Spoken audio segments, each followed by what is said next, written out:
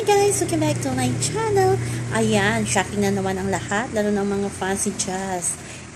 NBR na naman sila or galit na naman sila kay GM kasi nga lantaran na sinabi ni GM na hindi niya ipupursue or hindi nililigawan si Jazz paglabas nila ng bahay ni Kuya.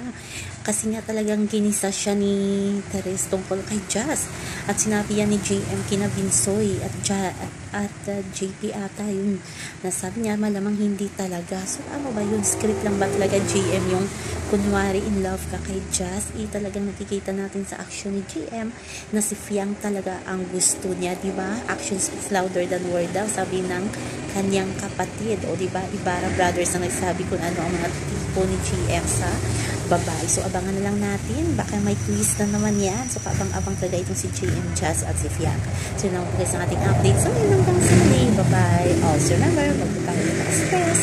Please like, share, and subscribe my channel para ma-update kayo sa mga bago kong upload. Bye-bye.